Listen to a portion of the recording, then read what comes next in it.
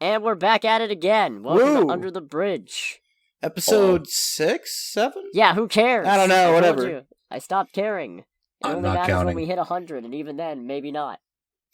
So, Anyways, I'm Cody, aka the Scarlet Troll. I'm Nick, aka Asian Duckman. As you can see by our sick new logo. Oh man, I love this logo. It's so good. I feel like such a professional. It's pretty cool, guys. I'm not gonna lie to y'all. And yes, we are joined. Visual appearance is delightful. Yes. Yeah, Greg's not here this time. Instead, We have replaced him. Hello, I'm Introduce yourself. Chase. You can call me Shrimp or Sigma or Chase. I go by anything. I'm Rexy or Jeff. Family-friendly mode engaged, you muffin heads. hoo boy. It doesn't help you have the two problem children here. We No do. one will be This is listening gonna be anyway. great.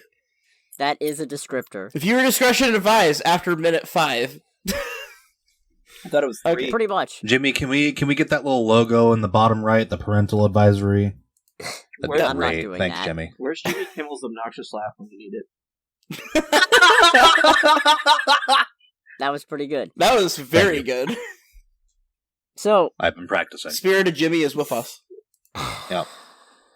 Okay. news. News. News. Okay. News. We're starting with news. HBO Max is developing an Aqualad origin story based on You Brought Me the Ocean, with Charlize Theron as executive producer. What? Yeah. For an Aqualad story? Well, it's you also kind of lost a me at Aqualad, I won't lie. gay teenage coming-of-age story or something, so... So it's the black one. yeah, it's that one. Yeah, it's the good one Okay. from From It's the Young Young Justice. Justice one, Okay. kinda. Okay, alright. Except not quite. It's based on that guy, but you know. My girlfriend be dead, but I think that's still less Yeah. than 3 minutes in. Oh, it's gonna be a podcast. I love this episode. This is my favorite episode because I'm in it. Future Cody, I apologize. Future Cody, I'm not sorry. You did this to yourself. Anyway, Future Cody, I got you. I got this fancy button. There we go. Well, I'm taking I will that try to noise. moderate myself. I don't know how good I'll be. I hate this. I already regret this. moving on. So anyway, this Charlize Theron Aqualad. Yeah, I don't know. It's a thing. It's the It's thing. Apparently, I just learned of it. Does Yeah. anybody have anything else to say about it? Because I really could give two shits. I'm gonna be honest. I mean- cannot wait to not buy this one or not read this one. Not because of anything related to it. I just don't read comics.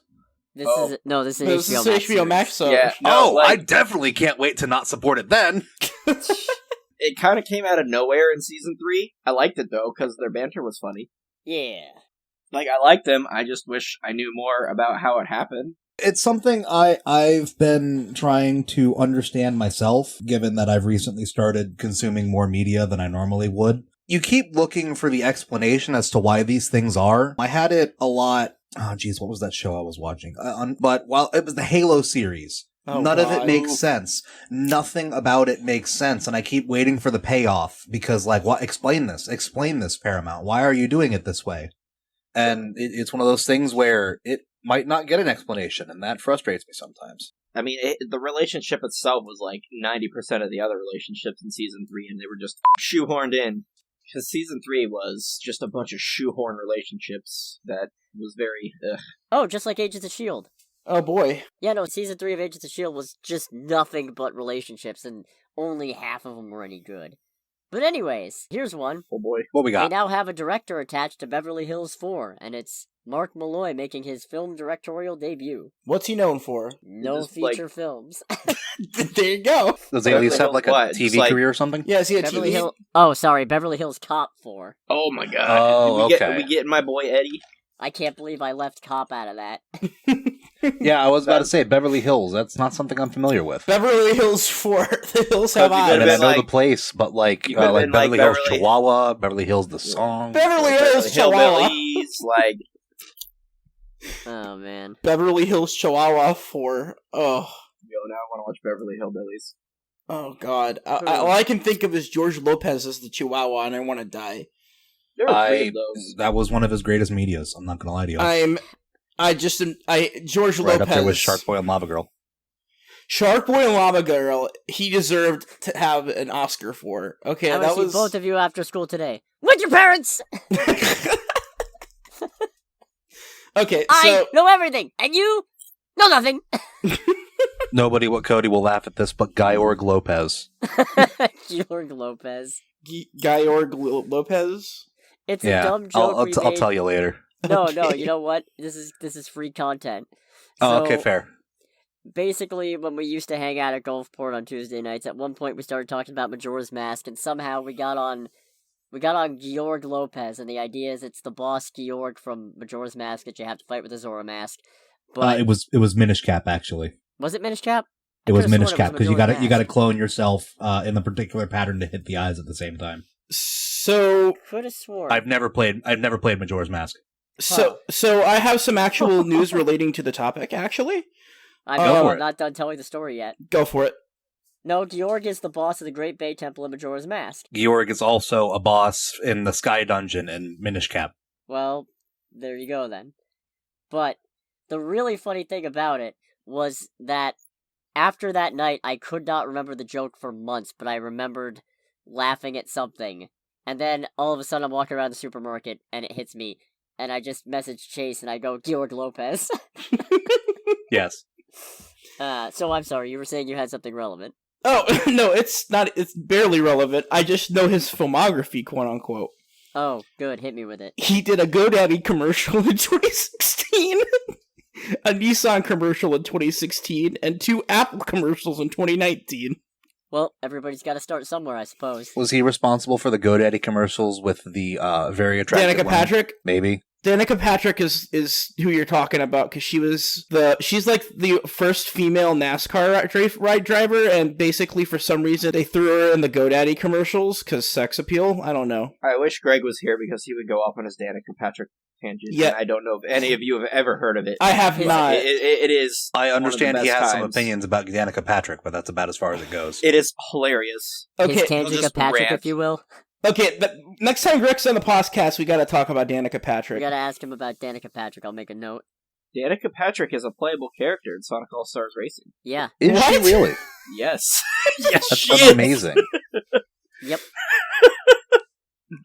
Does she drive the GoDaddy cart? I don't fucking know. I play the Team Fortress 2 guys. They're Amy. Sweet Amy. So, moving on from Beverly Hills Cop, since it seems like all we have to do is go on unrelated Tangentica Patricks about it. That was awful. That was That awful. was, but I don't regret it. Okay. Now I'm Alright, curious well, about what the next one on your list is. Cause, Yeah, so Universal's picked up Batshit, which is a spec script. I looked it up. Apparently that's just an unsolicited script by Ryan Belenzon and Jeff Gelber. The project is described as an action thriller about a new bounty app that encourages reckless behavior, with the script being inspired by dangerous antics propagated and encouraged by social media around the globe. So, sounds terrible. sounds like a Black Mirror episode. It sounds like that one movie where Daniel Radcliffe had guns stapled to his hands, but Yeah, Guns it's Akimbo. Universal. Yeah, it's Guns Akimbo, but now it's Universal. It's called Batshit. Okay. It's Yeah, probably it's called Batshit. it's probably going to do Batshit at the office. We'll find out, I suppose. The only thing the name inspires in me is the George Carlin rant that I will not name here. Speaking of literal Batshit, let's move on to our next topic.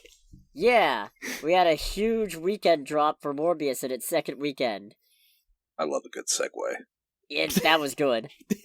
Couldn't have planned this better.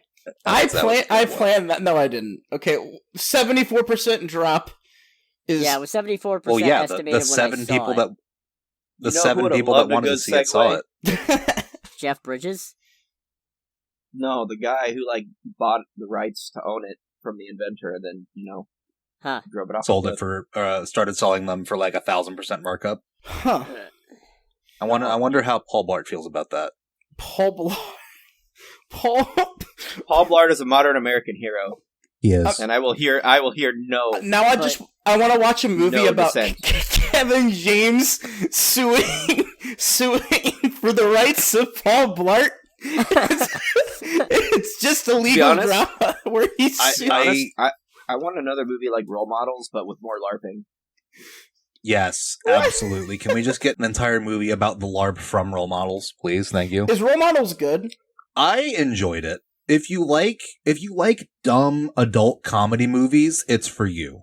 It's for the same people that unironically pass out laughing in the theater to grown-ups. I did it. I It's like the Grown-Ups, exact but I same wouldn't go that audience. far.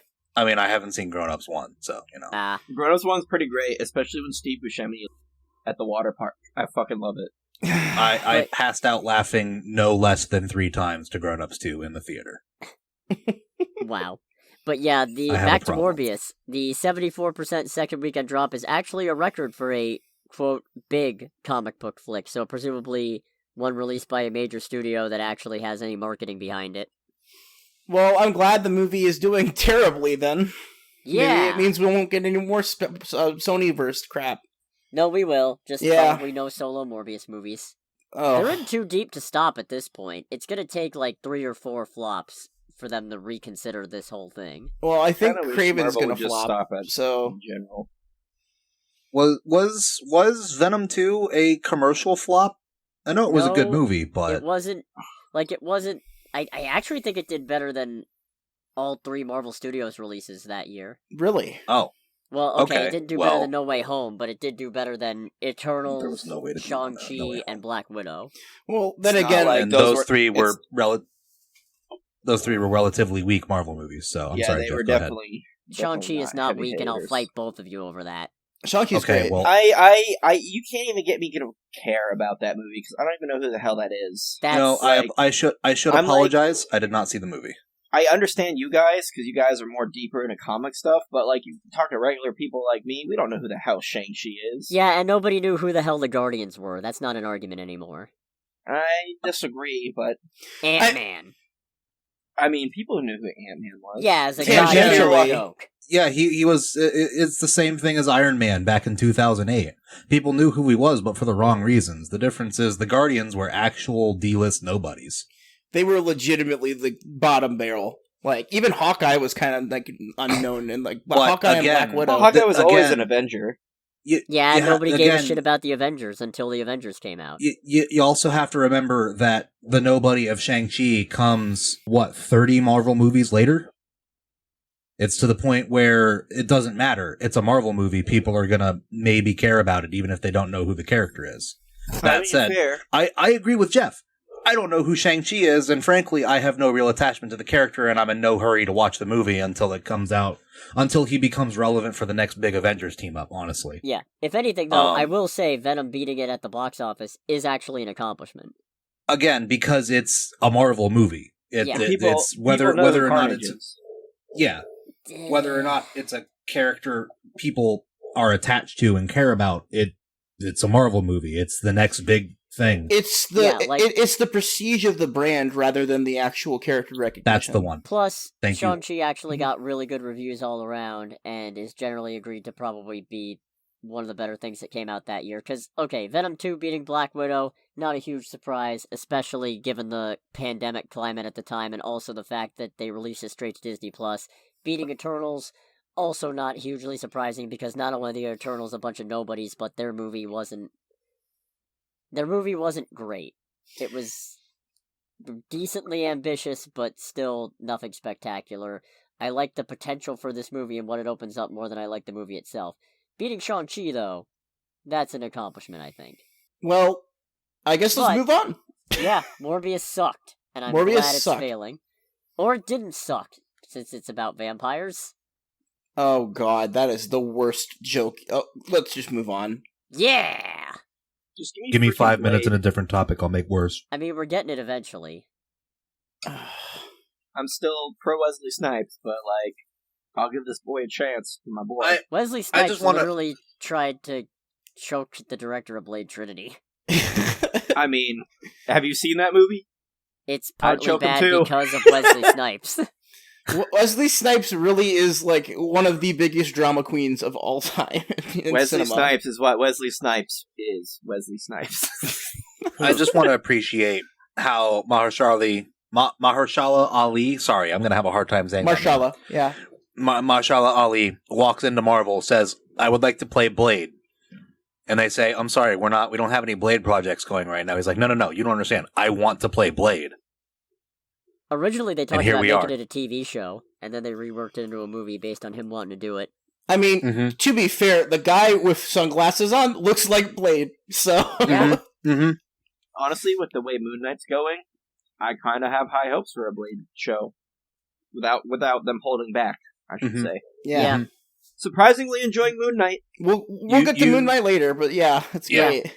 We'll get to that one near the end. It's some good stuff. So, in comics news, we're getting an Avengers 1 million BC one-shot in July, which is teased to reveal the secret origin of Thor. That's stupid.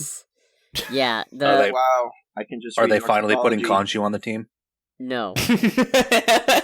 For people not in the know, the new thing about Thor's origin is that it turns out Gaia is not actually his mom, but the host of the Phoenix, who was part of the Avengers 1 million who Odin was banging, is his mom. Anthony Hopkins, you devil. Yeah, right. But look, if we get more of Ghost Rider on a Mammoth, I can only complain so much, because Ghost Rider on a Mammoth is just... It's something I never knew I needed until I saw it on a comic page, and then I was just, how dare you make me wait this long? My question is, does the Mammoth run really fast, or does it just walk at normal speed but leave fireprints behind? I assume it has to go really fast, because most Ghost Rider vehicles do. It'd be really funny if he just walks real slow and just puts fire around. Like that would be really funny. Vengeance is coming at 5 miles an hour. Vengeance will be there, though. Assure you, vengeance will come. Oh, yeah, but if they get hit by that 5 mile an hour mammoth, they ain't getting up. Yeah, I mean, I like to imagine it runs at normal mammoth pace, but it has the kinetic energy of something that's going very fast. The old Juggernaut. Mm-hmm. Very good. That's the one. Very good. But woohoo! Another Avengers team. Yeah. Can't wait. Especially written by Jason Aaron. Yeah, great, awesome. Can't wait to see how he screws up the universe even more. I know that name. That's a name that means something to me. That's a name that means lots to some people. I read comics. I promise. So, going back to stuff that came out in 2021, we already knew that America Chavez was originally planned to make her debut in No Way Home until... I guess it wasn't make her debut, it was Multiverse of Madness was supposed to have come out first, so she already would have been an established character and then would have popped up in No Way Home, but since Multiverse got pushed back, they scrapped her from being in No Way Home. Now, we actually know what role she would have had. She would have basically been a Sorcerer's Apprentice type, too strange, and the portal shenanigans caused by Ned in the movie would have been her. Honestly, I think it's better they gave it to Ned. It's better they gave it to Ned. It was part of Ned's arc. I like it better. What they did with Ned was better, and I think that was a better payoff. It was having him, do all the magic shit. I do like Accidental Wizard Ned. Yeah, that's pretty dope. I don't really know anything about America Chavez, but her name makes me very upset. So I don't know. Are you unpatriotic? No, she's one of those characters that I've heard so many bad things about that I don't want to even give her a chance. I don't even know who she is. I just know her name's America. Do you hate America? I hate that America.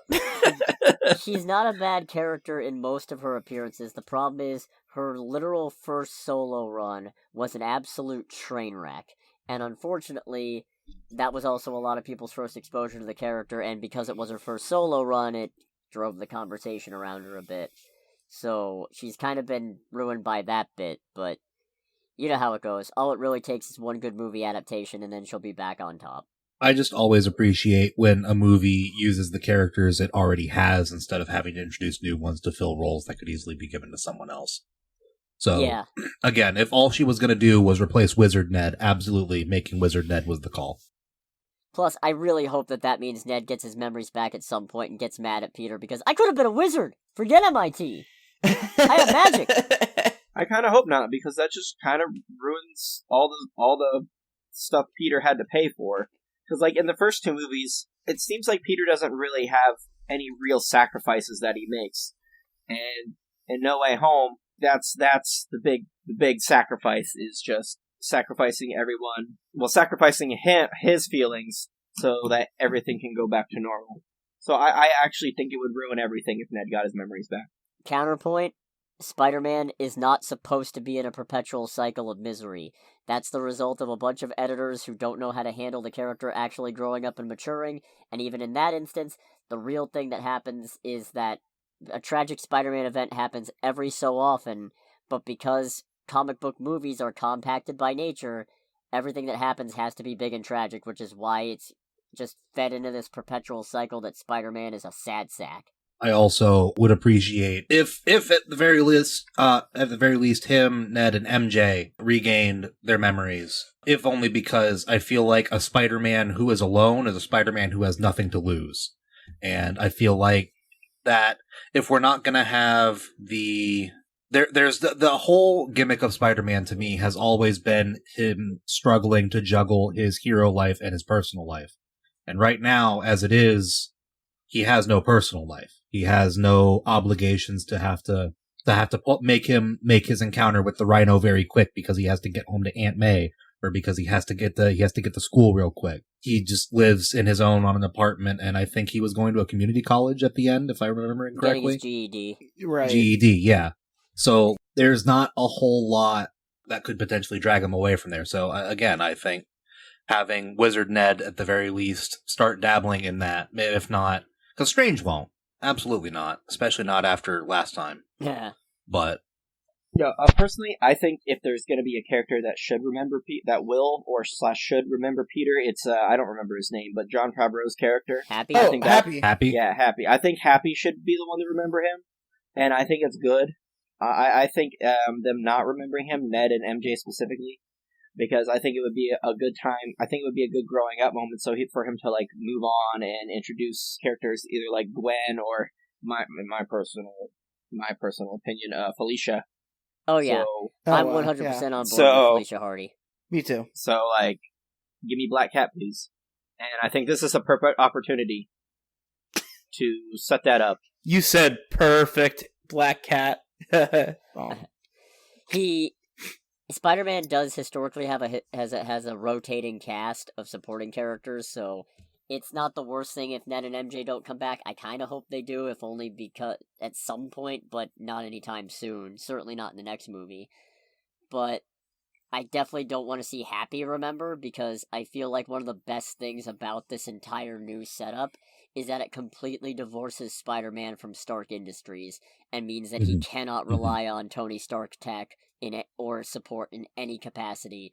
And Happy is the easiest way to get back into that. So Good point. I did not think about that. I think leaving Happy not remembering is good because it lets him divorce from that. His friends, maybe, we'll see, but I do look forward to maybe getting a Harry Osborn or a Felicia Hardy or... I would love to have Harry. I would love to get Harry in there. Oh, I'm give me supple Felicia, please. Oh dear. I need the better Catwoman. Please never say that again. I could go without MJ personally. Nothing against MJ, but if I had to pick between them, I would definitely prefer Ned. Personally, I did not like the MJ in the newer Spider-Mans. I love Zendaya. It's just a me thing. She grew on me. I was in the same camp when Homecoming first came out, but I don't know, man. I like her a lot more now that I know that they're not going to make a new character based on her in the comics to replace Mary Jane. So, because that was my genuine fear at the time, because you know how the comics get once a movie comes out and does something right. They'll do an overhaul to make it exactly like the movie. So, it would not have been the first, second, or even 33rd time. Yeah, so I was definitely afraid that Mary Jane was out, Michelle was in the comics, and when that didn't come to pass, it was like, okay, panic mode deactivated. I felt she was insufferable in, I don't know what their order is. Homecoming was the first one, right? Yeah. Correct. Yeah, she was insufferable in Homecoming. Correct. And the second one, she was still pretty insufferable. And in the third one, she was much more tolerable, but like 2 insufferable plus 1 intolerable still equals insufferable. So, yeah. I don't know. So, Oh, hey, this ought to be a fun transition going from Zendaya to Brie Larson, who is joining the cast of Fast and Furious 10. What is Oh, she doing? boy. Fast and All right, Furious? Cody. Someone get Cody, my birthday candles. All right, y'all know my hatred for Brie Larson, but I don't. I will admit, I enjoyed her acting. Like, she's not a bad actress. She's just a bitch in real life. And I am not gonna lie, her acting in Skull Island was pretty great. Yeah, I'm sad she didn't come back for Godzilla vs. Kong. She does a wonderful job at the tomboy role. But she's terrible as Miss Marvel. Yeah, as Captain Marvel. Yes. Correct. Like, at first, I thought the movie was okay, and then I rewatched it, and then I'm just like, Yeah, I don't follow. Like, she doesn't have to gain anything. She's just super strong. She doesn't learn a lesson other than, I'm strong woman. And, like, the thing that really turned... The whole thing is literally she already got the powers and... Yeah, but that's no fun to watch. It's not a fun movie. As far as origin stories go, it Like, I don't know. Myself, personally... There's no struggle. It's a rediscovery of the self. Yeah.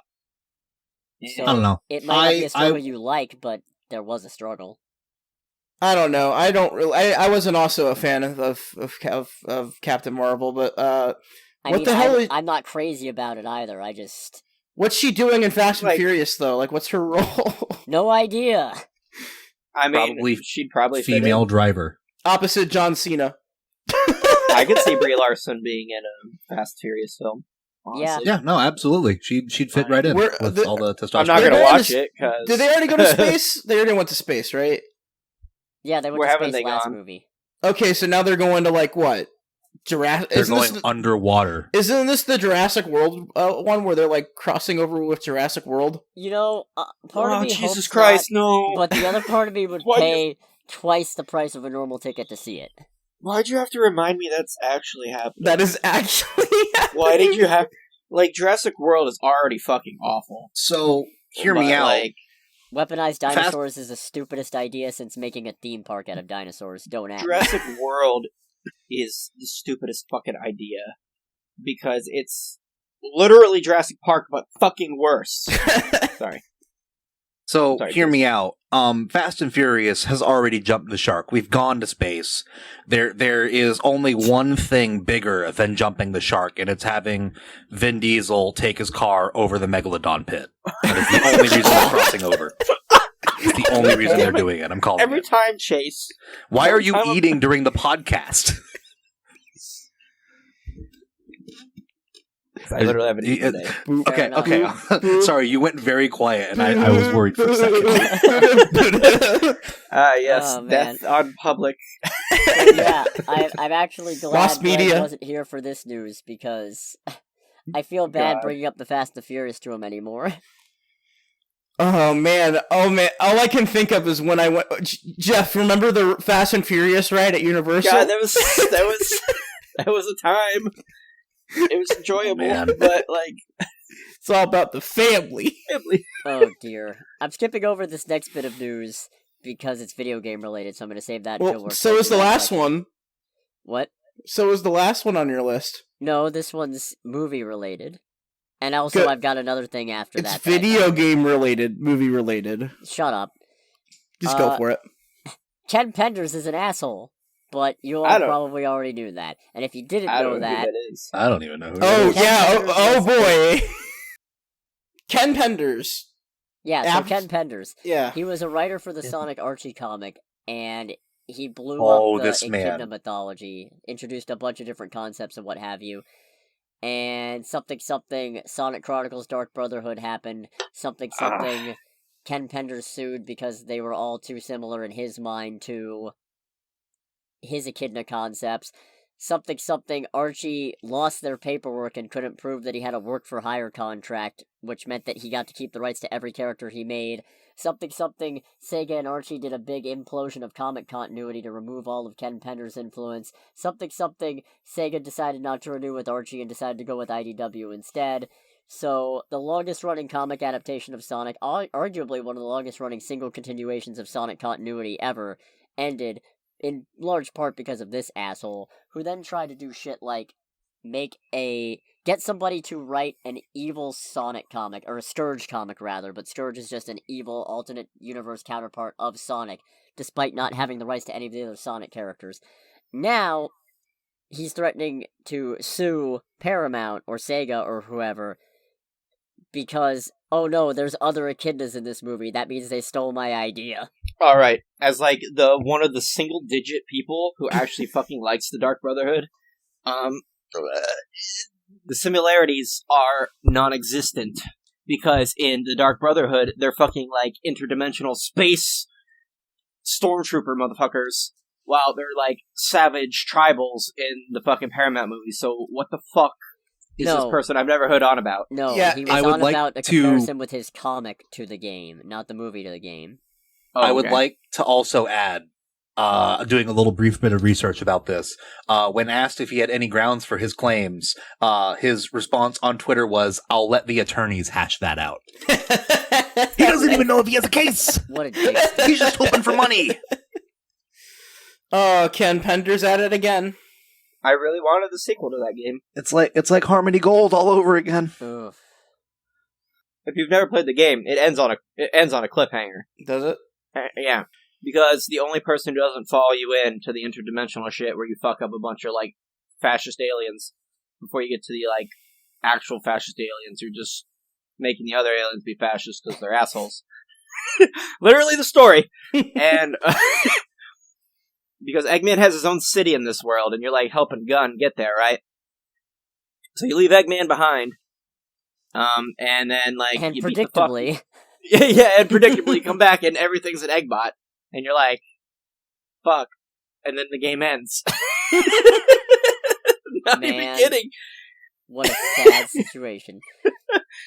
But yeah, no, I'm looking forward to. Honestly, I hope he takes it to court and gets bounced on his ass. I would because- love to read that court case. I would absolutely love to read that case. I would love to read it and Can dissect you it. imagine if it turns out that Paramount doesn't have the paperwork? Oh my god! What if Oh, Paramount's lawyers don't have the paperwork and they completely nix all of the Sonic Echidna shit from like continuity ever? Yeah. Nope, here's the first movie script. I guess we fucking lost it. Whoops. So in the last piece of news that I have that isn't gaming related, we now have the directors for Ironheart, Sam Bailey and Angela Barnes, who have directed nothing that I really have seen or care much about because it's not my demographic. But Ryan Coogler is also attached as executive producer, which gives me quite a bit more confidence for this project. Because he directed Black Panther, which was a good movie. That I enjoyed. I enjoyed it. I enjoyed it after rewatching it a couple times. But, I mean, Ironheart is obviously, you know, it's not aimed at me, but it's a character that I just do not care about. In the comics, she has not been, at least not by Bendis, written especially well. But in the that's grand scheme Bendis. of things, well, he did create her, but in the grand scheme of things, all it really takes is one good run or one good adaptation, and all of a sudden, yeah, the character's fine. So we'll see what happens. I mean, it's gonna be really hard to step into Robert Downey Jr.'s shoes, so I don't think it's gonna like. I think it I helps feel- that Rhodey is still running around. Sorry, That's to cut you what I off, was Jason. about to Rhodey say. is I don't the second think Iron Man. I think Rhodey is going to take over where Iron Man was, and he's just going to build up the other smaller Iron Men around him as kind of like the main central figure, or Iron Woman in this case, I suppose. Don Cheadle and But, his like- Legion of Iron Tots. Yeah. Okay, you know, if there's one thing that makes me sad that Spider-Man is now cut off from the whole Stark side of things, it's that we're not going to get to see... I just have this image of it's Morgan Stark having a tea party with Rhodey, Happy, and Spider-Man. Mm-hmm. Just Spidey holding a Bro. dainty little teacup. See, I don't know how attached Jon Favreau is to Armor Wars, but if he's even remotely attached, I want Happy in a suit. Oh, I want Happy in like a big, beefy Hulkbuster-esque suit. dude. Do we It think won't we're going to get happen. White Vision in Armor Wars? Probably. Cataract, absolutely. Gosh, I hope He's about as close. I dare say the entire thing might be centered around getting him back in after he just kind of dipped from at the end of WandaVision. He cut off to avoid paying alimony. Yeah. No, a friendly reminder that Cataract / New Vision is at large. Yeah. Yeah. No idea where he fucked off to. Mm-hmm. What a time. And I can't think of many other characters better equipped to bring him in that would bring him in at behest of the U.S. government. Or the world government or whatever governing body is in charge of him. Yeah, it would either be Rhodey or it would probably be Falcon since they were on a... I can see Falcon together. Mm-hmm. I can see Falcon appearing Captain in America. Armor Wars. Oh, I'm sorry. Yeah. I do not see new Captain America tangling with Vision. Oh no, I don't think he'd have much success. I just think I'd see him trying. Yeah, I see that being a big Armor Wars team up with 3 or 4 smaller Iron Men teaming up to potentially either bring him in or otherwise convince him to return. Do you think Westview Vision told Wanda, hey, the other me is still running around, maybe go look him up? I don't think there was time. I don't either. There was plenty of time when they were having that sad thing where he completely glossed over her numerous war crimes. I mean, that's the TV show. WandaVision. So what's next on the docket? What we got? Last thing I have is Kingdom Hearts. We got trailers for the finale of Dark Road. The new Missing Link game with a closed beta test in August 2022, I think it was. And then a trailer with no release date or anything for Kingdom Hearts 4. I want to believe it's not Endor. And that's not an ATST, but we all know it probably is because fucking Disney. The thing that sticks out to me is, or rather that's in my brain about this being Endor. I haven't seen the trailers, full disclosure. I haven't seen anything. I want to be as far away from Kingdom Hearts as possible at this point. Me too. Good man. But Disney does not like old Star Wars. The first thing they did when they took up shop is they axed all the shows in production. They axed all the games in production. They axed all the games in production. They axed 80% of the canon except for the stuff they could directly control.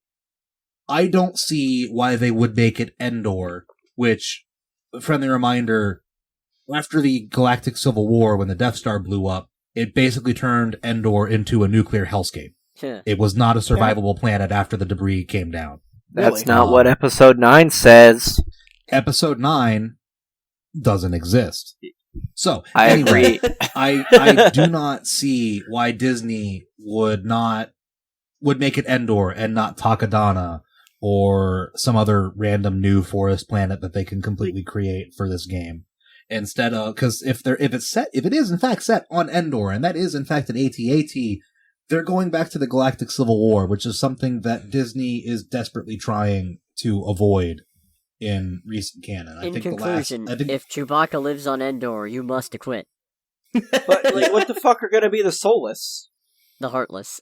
Whatever. I played probably possessed stormtroopers or something. I don't know. That's retarded. If it is Endor, there's millions of corpses Teddy on that bear planet heartless to look like Ewoks. Bro, yeah, but Ewoks wouldn't be heartless. They'd be your allies. The heartless can take the form of people that are your friends. Man. Yeah, Kingdom Hearts lore is dumb. I can't wait until Disney decides to, or until Square Enix decides to ruin and put the Muppets in the inside of Kingdom Hearts. Now, see, the difference is that would be good, enjoyable, and most of all, funny. Probably a minigame world. I would love for just the Muppets Kermit world. I would love for Kermit Swamp to be the new 100 Acre Wood. Full disclosure. Either that, or a broken down Broadway hall or something. Where it's decrepit and old, and they're barely affording to keep the lights on. The 2011 Muppets movie.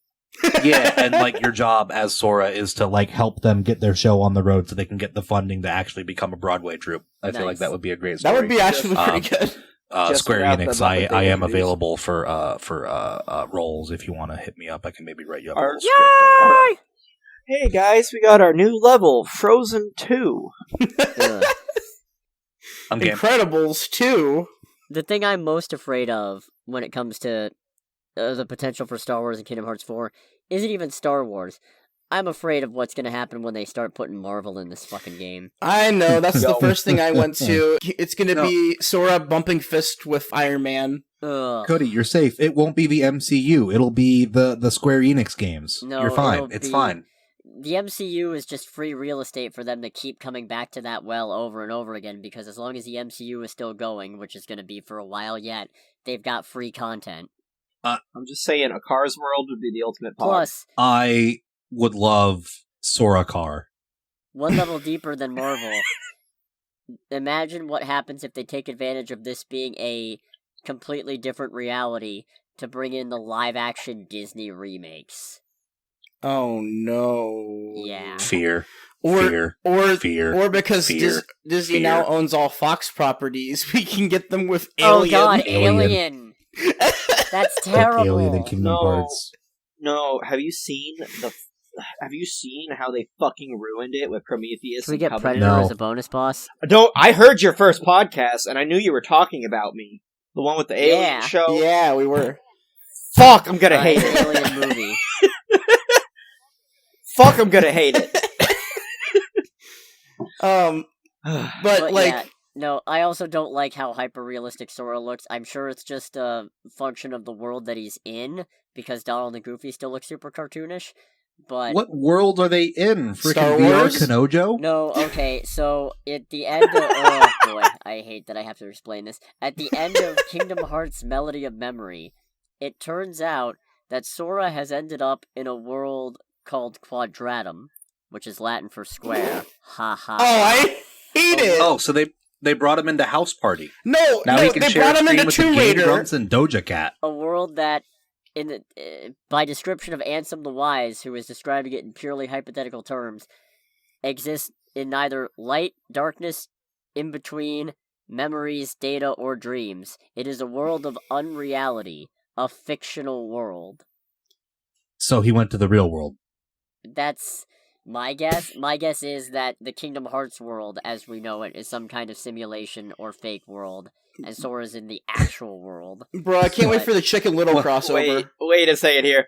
So then how did 3 end if this isn't even a Sora 3 rewrote ending? himself out of This reality. is Kingdom Hearts 4.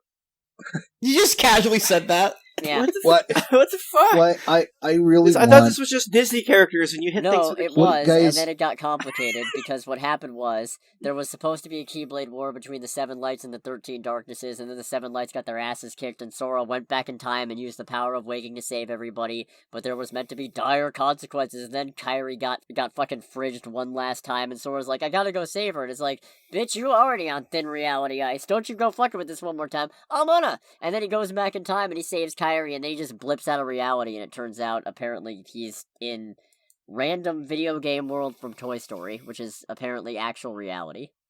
What? I really wanted to begin with him waking up in Nomura's apartment. I would say it makes sense in context, but it doesn't. Look, all I remember about Kingdom Hearts is that I spent an hour on this fucking beach, and then, like, these things attack me, and I'm like, oh no, things attack me.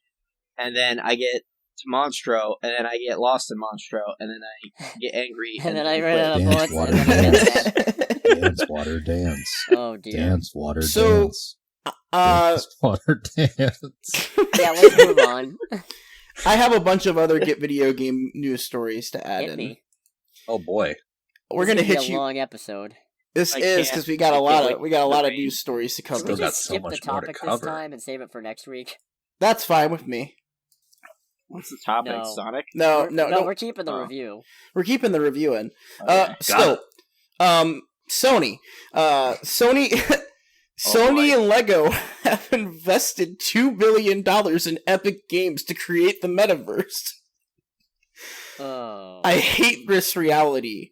So So not it's time only to go jump into a random video game reality from Toy Story. Can we just get a Minecraft with Legos? so Epic Fortnite. has also partnered completely with Lego. So that means probably all future Lego games are probably going to end up being Epic Games exclusives, which sucks. Oh, I hate this. I do too, because everything has to be an exclusive on another platform. But what that also means is that Sony is helping to fund essentially their version of the Metaverse, which they're trying to base, because Fortnite is essentially already a Metaverse. They're trying to build Fortnite and, to a lesser extent, all of their other things into this weird Metaverse crap that is very confusing and kind of conceptual right now. But with that, with the acquisition of Lego, they now have, Lego Batman, Lego Star Wars, all the other stuff. Obviously, they don't have, Disney or Warner Brothers IPs, but they have, those games that they can put on their store and lock them out of exclusivity for any future releases, which sucks. See, as someone who's following the Metaverse, because as a concept, the business CEO version of the Metaverse, as they keep trying to sell it to us, where you can be playing a game, earn an item in that game, and take it with you into the virtual world and potentially even into other games, that doesn't fucking work.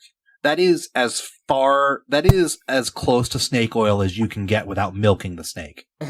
So, when Fortnite tells me that they are trying to make it, I can see it. I can see that working. Because, like you said, Fortnite is already basically a metaverse. I can have Sasuke Uchiha 360 no-scope Ronald McDonald right now in Fortnite if I want, and then default dance on his corpse. While listening to Marshmello live on concert. While attending a Travis Scott concert.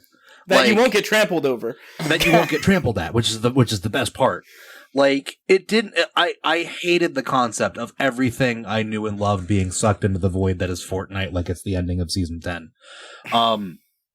But now, looking back on the game and, like, all their seasonal events and everything, I'm really sad I wasn't there for it. I'm not gonna lie. So, now you're telling me I can play as Benny the space astronaut in Fortnite, potentially? Spaceship! And potentially even whatever Second Life clone Epic starts trying to force on everybody. Spaceship! That may or may not have... Yeah, Spaceship. That may or may not have assets taken directly from Fortnite. That actually sounds like it could be a pretty... I dare say it might even blow up bigger than Fortnite did. Because VR chat, for what it is still doing well. For no apparent reason. Second Life, for being what it was, is still a thing that people play. For no apparent reason. You look at Roblox. Roblox is huge. Roblox is as close to the metaverse as we're going to get. And the only problem with it is that it's incredibly predatory and preys on 8-year-olds with their parents' credit cards. It's about to get even worse. Apparently, they're trying to build a metaverse where millions of people can gather and work in the virtual economy that is entirely fueled by Robux. I hate this timeline we live in. Please. I'm on Epic's side at this point. Hearing that news, please. Where do I buy V-Bucks? Where do I buy V-Bucks? I'm not going to spend Sonic 2 was good. Sonic you guys want to hear some? Oh my god! You guys want to hear some weird acquisition news? Oh no! Yeah, go for it. But hit me. Oh, the Saudi Prince Mohammed bin Salman owns 96% of SNK. 96. Oh. Yes. What? Yes. He has bought 96% of the company's assets. Maybe King of Fighters 16 will actually be worth the money. No, because all the female characters will be removed. No, for showing ankle. He'd probably have them less censored. Because they reduced King's chest, and I was upset. SNK is no longer for good boys and girls. But yes, it's just very interesting that the Crown Prince of Saudi Arabia owns 96% of the SNK's assets. With how ridiculously has a crush on Athena. With how ridiculously wealthy the Arabian oil barons are, I was wondering how long it would be until one of them took an interest in the video game industry, and I guess here we are. Yeah, an SNK of all things. So hopefully, maybe the Crown Prince of Saudi is gonna do something with them. Like I have high hopes. I love SNK. What makes it's probably my favorite Japanese. I just want to know too. Why only 96? Why not the full hundo? What is that 4%? I don't actually know. I think that the other 4% was. Let me see. I'm reading the. I'm like skimming. Basically, skim reading the article. Skim reading the article. Yeah. The nation's public investment fund has been used to invest stakes of more than 5% in both Capcom and Nexon as well. What the fuck is this society? Bro, Oh I my think God. esports are going to be the next form of warfare. Is there Oh my anything on this God. list that isn't depressing? The next piece of news I have isn't super depressing. It's kind of cool. I'll take it. Is it Bugsnax 3? Remedy Entertainment has entered an agreement with Rockstar to do a complete remake of Max Payne 1 and 2. Oh. Ooh. Oh boy, if Rockstar could just... Well, you know... No, they're too busy. They're too busy selling shark cards to 8-year-olds with their parents' credit card. No, they're still too busy selling Again. Grand Theft Auto. For 5. those of you who they're do not... selling the mobile ports of GTA 3 now. Like, you think Skyrim... You think Todd Howard and Skyrim have the whole buy our game, but fucking GTA 5 be like, hey... For those of you buy our who online. aren't familiar with Max Payne, I think everyone here is, but for everyone at home who isn't, Max Payne is a pivotal third-person shooter. It added the bullet time effects pretty much right after the Matrix came out, so it was Mm-hmm. It was one of the first games to use bullet time, and it used it real well. And it also had this edgy, former beat cop kind of fighting the mob kind of story. It's very great. I recommend everybody pick up a copy, but I'm really interested to see what Rockstar is going to do with the remake. Because Rockstar, they are genuinely one of the better game companies when it comes to... I shouldn't say about remakes, because we all know what happened with Grand Theft Auto with the remakes. The re-releases. Well, wasn't 3 just a licensing issue? No, it was the mobile ports being sold as full remakes. Yes. They ported the mobile ports over. And yeah, oh boy, are they rough! In an engine that barely worked half the time, and they didn't even take out unlicensed content. The content was still in the game, which it's a miracle they did not get sued into the water for that. Oh boy! But regardless, especially with Penders working for him. Well, especially with how the media industry is, or the music industry rather, is with licensing and copyright and all that stuff. Yeah. These are full remakes, so I think that they're completely reimagining the games. Honestly, the games are old enough that they're probably due for a remake. So I'm kind of curious to see what they're going to do with it. I am excited to see what they will do with the technology we have in the current era instead of what we had back then. Like it's not even the same world, I'd say. It may be maybe it's going to be groundbreaking for sure. Yeah. But that's it for maybe even Half-Life level. Let's just hope it's not directed by Neil Druckmann. I don't think he'll be anywhere near that. So, new releases for this week before we move on to the review, I guess. We got 13 Sentinels Aegis Run for the Switch, which I looked it up, and it's a weird 2D RTS. It's hybrid 2D game. RTS. So it's very bizarre. It's an Atlas game where you I think it's like a visual novel until you fight. You basically are in the middle of this war between mechs and kaiju. It's weird. So Pacific Rim. Yeah, it's like Pacific Rim from the ground. Huh. Why have I not been following this? Because I see cute anime girls, giant robots, and You RTS. said Like, this hello? is Atlas? it's an Atlas game. Yeah. It's got it right on the cover. It came out like like 3 cute years anime ago. girls. Atlas makes so many obscure properties that it doesn't surprise me. So, I'm looking at you under the knife, Trauma Team, a Trauma Center.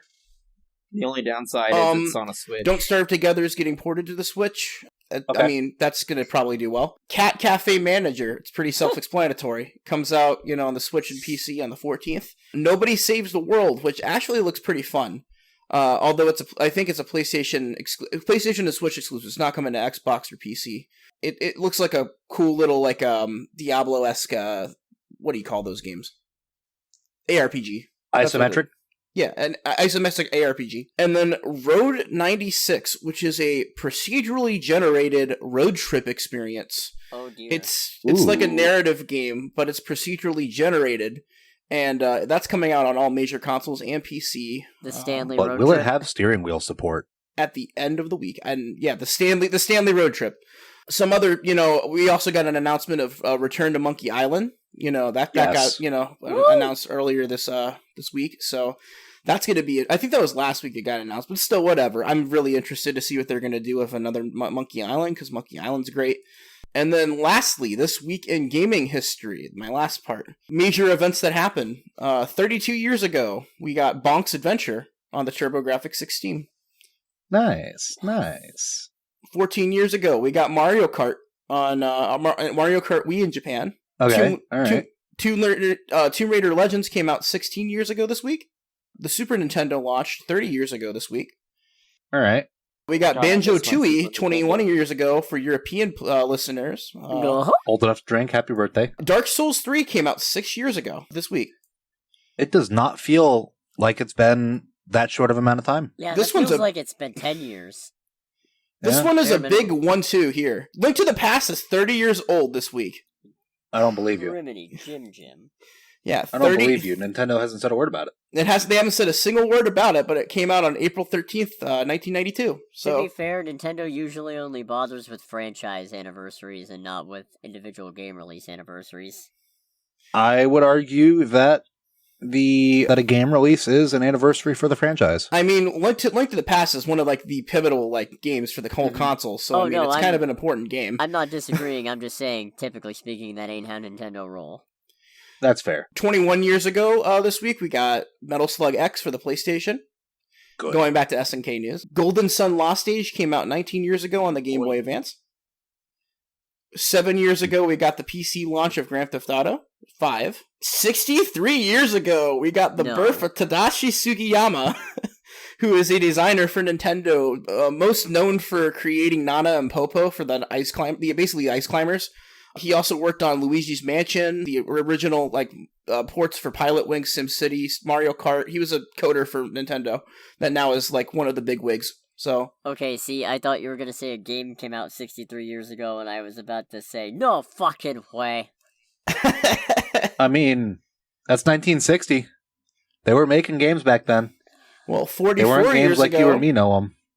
On April 16th, 1978, we got the Bally Professional Arcade, which is one of the most obscure consoles of all time. It's a second generation console. Came out right around the same time that the Atari 2600 came out. My God. It's very, very, very, very obscure. It's basically like a contender for the ColecoVision. It's like a one controller. The controller looks like it looks like a grip of a revolver with a little knob on the top of it. It's weird. God, this thing looks like this controller looks like you would activate it to light your cigarette. Yeah, that's entirely what it looks like. And then you would use the console slot as the ashtray. It's about all it's good for now. It's a very obscure console. I didn't really know anything about it till I did a little bit of research about it, but it was a second generation console. And I guess the last big piece of news, 20 years ago this week, Spider-Man for the GameCube, PlayStation 2, and Xbox came out. Damn. I remember that game. I remember playing the demo at Walmart when you those were the days, man. And I remember back when that the game GameCube display gave you neck problems. They had to mount the screens way up on the top of the shelves so you can still get all the games. So 8-year-old you would be sitting there straight 90 degrees looking up. What a time, bro!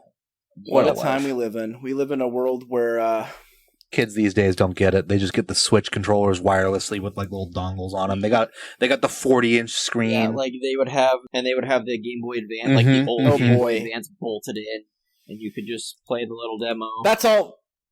That's all I have for game news, though. Damn, son. Nice. All right, so before we do the review, I want to do another plug for OBLIGAPOD. Ooh. Yeah. Make sure to check them out. And I'm not just saying that because I happen to be in the most recent episode, RPG but Gangsta. But that is a reason. It's just not the only reason. I still need to listen to it. I will do it. I need to support my co-host. Woo! I'm a podcast girl in a podcast world. Yeah. My life is podcast. It's a podcast. Regardless. Sonic 2? Thank you. Sonic 2. Let's go. Okay, so let's start with no spoilers. Okay. This movie is good. It's excellent. Everyone go see it. This is a good movie. I give it a 7.5. Really? I rated a perfect 5 out of 7. You know, I give it a 9 out of 10 on the phenometer, and I give it a 6.5 on the kilometer. Yeah, I'll bump it up. I give it an 85%. I do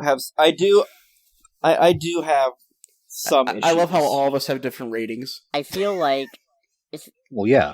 It's still a great movie, and I wanted to watch it twice, and I kind of want to watch it at I've least, already like, seen 2 it more twice, so times. obviously I like it. I feel like the thing, though, is that for me, this movie it's kind of like, the best comparison I have is the Guardians of the Galaxy movies. I think the first Guardians of the Galaxy is technically a better movie, just in terms of structure, not having as many plot holes, not having as many jokes fall flat. Guardians 2 is a lot more uneven, but I like it a lot more, and I'll watch it more, and I'll quote it more, probably. Sonic 2 is that, and it's way more uneven than Guardians 2 is to Guardians 1. There is one scene in this movie that absolutely, if it was a slightly worse movie, I think, probably would have derailed the whole thing. But it's just, it's such a good, fun experience otherwise that I can look past that one really atrocious scene. And it's just, it's so funny. It feels more like a Sonic movie than the first one.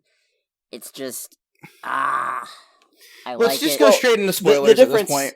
Well, the difference is that in the first one, it was just Sonic as Sonic, but we get Sonic with his buddies, which is how we've always known Sonic. Right. Yeah, In all the games, Sonic has his buddies, but he's alone in the first movie, and he feels much more natural because of Tails and Knuckles. He's got people to play off of that aren't just James Marshall. This is Tom.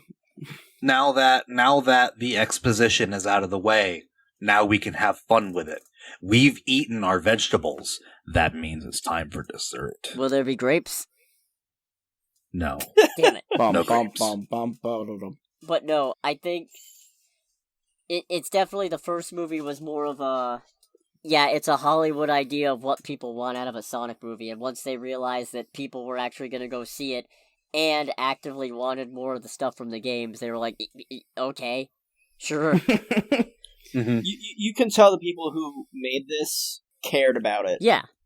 They had a lot of fun with it. There were more obvious references, and then there were more subtle references, but you could tell they dipped into different. They went deeper down the iceberg. I'm so glad. Certain areas. I'm so glad we bullied an entire studio into redoing all their work. Yeah, can you imagine? Look, bullying's bad. Have you seen the Sonic movies? Yeah, can you imagine? We would not have gotten Sonic 2 if that had stuck around. The only great Meows. loss was that we did not get Gangster's Paradise back. That is the only great loss. That should have been when Knuckles showed up. Oh, God. Yes. Imagine an unedited Tails. Oh. Oh, God. I can only picture that stupid doll. Yeah, right? That's what I'm thinking. Yeah. The horribly taxidermized fox. Yeah. I got at least one more non-spoiler observation. Idris Elba is a phenomenal Knuckles. And yes, he should be in everything. Knuckles is just phenomenally written in general. I did not know we were getting a Knuckles series until we were sitting in the theater afterwards, and Jeff and Cody started talking about it, and I cannot wait. I can't wait. Never have I known I wanted something before knowing it existed. Don't worry, Chase, I'm going to get Paramount Plus for that one. I think I might still have my reduced trial up when it comes out. Maybe, I'm not sure. We'll see. Plus the Knuckles series is a perfect introduction point for characters like Rouge, and I agree. And with Chaotix. Team Chaotix. Yeah, Team Chaotix. Please make it happen. Honestly want more of the Sonic Boom cast in here. Give us Tikal. Give us Tikal's not from Sonic Boom. Yeah. You're Styx. I'm trying to remember the other one's name. Styx. Thank you. Sorry. I've been rewatching Sonic Boom, and Styx is a wonderful character, and I love her. Whom do I speak to about this? Meme! Approved!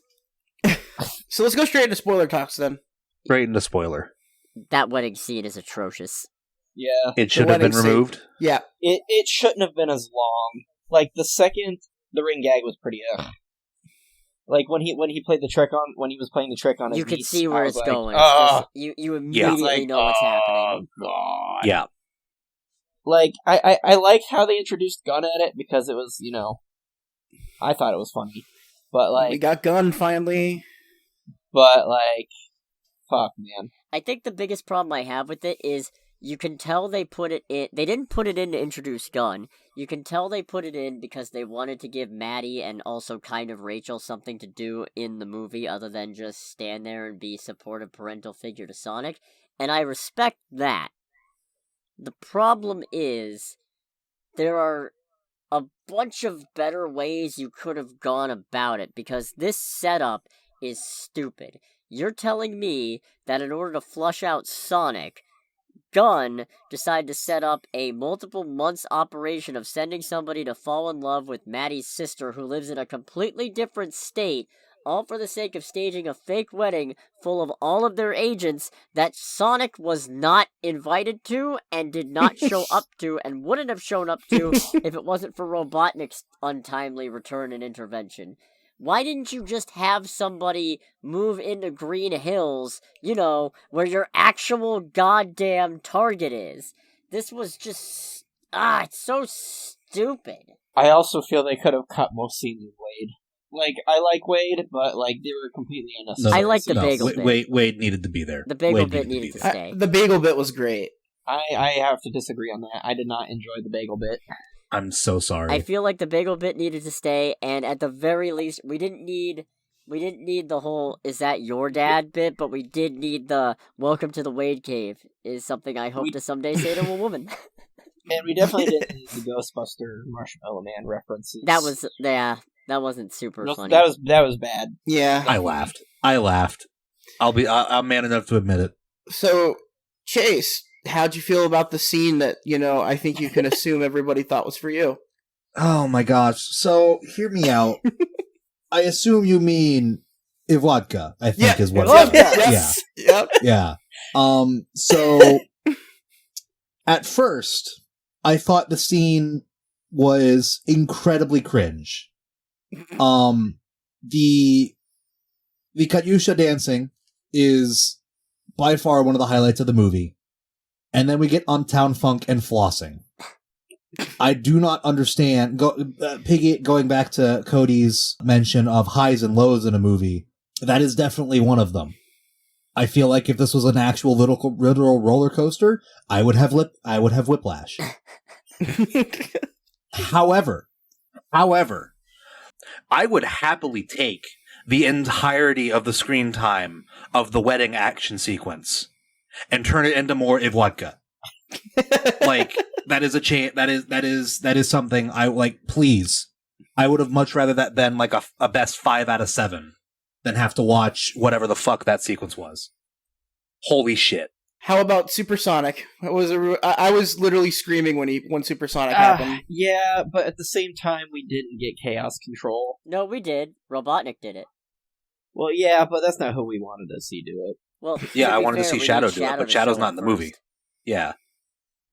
Chaos Control is Shadow's thing. No, Shadow invented Chaos. Well, Shadow's the first person to use Chaos Control. Sonic learned it from him. I learned it from watching you. Yeah. No, if there's Chaos powers, odds are Shadow's the one doing it. But yeah, I do like Supersonic. I enjoy that coming off the idea that the Master Emerald and the Chaos Emeralds turn thoughts into reality. That means that Supersonic is not just super strong and super fast, but he's basically a reality warper who can do whatever he wants. Mm-hmm. It makes it feel a lot like a Looney Tunes character, just empowered by God. I really liked the dynamic between Eggman with the Chaos power and Sonic with the Chaos power, because it's Eggman, obviously, if thoughts are power, it's terrifying, because not only does he have a lot of thoughts, he has a lot of really big thoughts. Right. But the contrast of Sonic is not that smart, but holy crap, is his mind just on a completely different level when it comes to speed. Gotta go fast. You gotta go fast. I also just really like Robotnik and Sonic's interactions in general in this, because it felt more straight from the game. They didn't get a lot of time in the first movie to really play off of each other, but here they do, and it's an interesting thing of, you don't usually get something where both the hero and the bad guy are both variations on snarky assholes who don't know when to shut up. Mm-hmm. Something I want to say, speaking about Robotnik, in the ending scene of Sonic 1, when he started doing the shouting and it sounded just like Robotnik, I was very excited because, that's the new voice. They got the voice. Oh, we finally got the voice. And then he comes back and it's just back to Jim Carrey, which, not to discredit his performance whatsoever, Jim Carrey is a phenomenal actor and he has absolutely knocked it out of the park with Dr. Eggman. I don't know, mild disappointment on my part. I mean, if you notice when he was in his Eggbot, the voice did go back to the it had the we got the Eggmobile. It had the modulation for it. We got the Eggmobile. We got an Eggbot. We got the robot wasps. It's was a great movie. The movie confirmed Robotnik uses Ring 10 machines. Wow. Yes. And has a Genesis instruction manual for it. That was amazing. That was absolutely amazing. I just want to say one thing. The set design, whoever designed the sets for this movie, good job. You did not get paid enough for how good a job you did. Yes. It legitimately felt like almost all of the sets, other than obviously, it felt like a Sonic levels. Yeah. I think it felt like a Sonic level that is spitting straight facts. Me and Jeff were sitting here the entire movie, looking at holy shit, this literally just feels like we're watching a Sonic Let's Play. It's great. The big temple was by far one of because it's one of those things where I don't know if there's a temple in a Sonic game. I've only played a couple of Sonic games for maybe 5 hours each.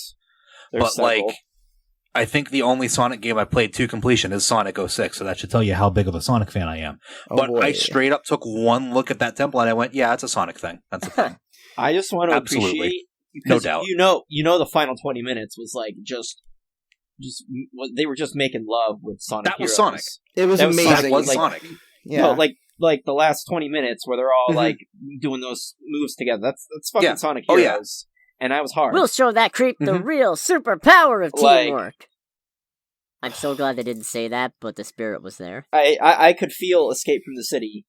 I could hear Sonic Heroes in my head. Yeah, the crucial lack of Crush 40 is the only thing I would change about this movie. There needs to be more Crush 40. I could use more Sonic music. Or at least remixed versions of Sonic music, because if we're going Sonic Heroes for this, which it is very much what that last battle scene felt like, just imagine if the Egg Fleet theme had started playing, and it just goes, except orchestrated, so it's bum bum bum bum bum.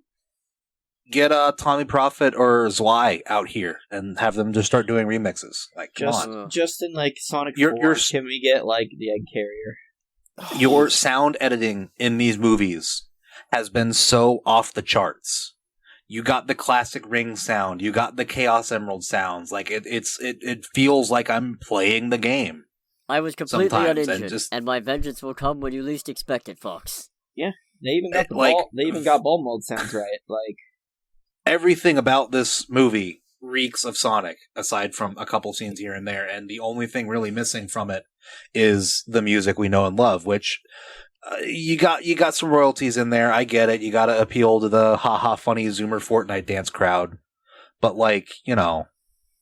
just a little bit here and there. I don't recall hearing anything aside from maybe the main Sonic theme in there somewhere, but yeah, Green Hills is Tom's ringtone, but that's what it was. I really wish that Crush 40 toured. I'm just gonna say that. Another big thing I did have against the movie is that, well, I should say two things. They kind of go together. Is that I feel like this isn't going to be a timeless movie because the pop culture references do become insufferable at points, and I do feel like the jokes fell flatter much more often in this movie, but the ones that slapped did slap harder than they did in the first movie. A lot of it being Knuckles just Tiny Magic Hedgehog destroyed. Highs and lows in a movie are not a bad thing because you have it's like dipping your hand in warm water. Yeah, it's warm. You feel it's warm. But if you dip your hand in cold water and then dip your hand in hot water, the change is much more drastic, and you're going to notice it. A movie with highs and lows will get more reactions out of you than a movie that is just consistently good or consistently average or okay. That said, I agree. This movie is dated.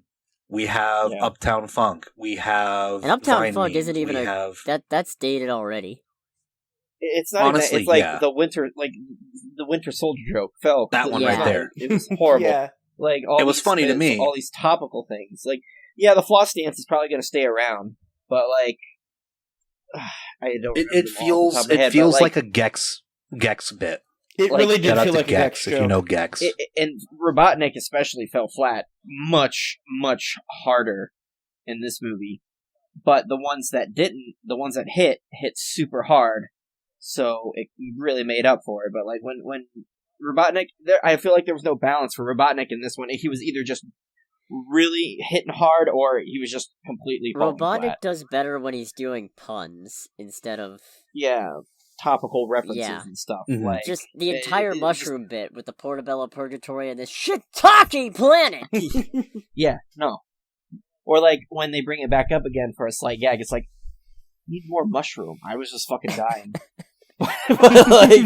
See, I'm willing to excuse Eggman's eccentricities in this movie because he is unhinged.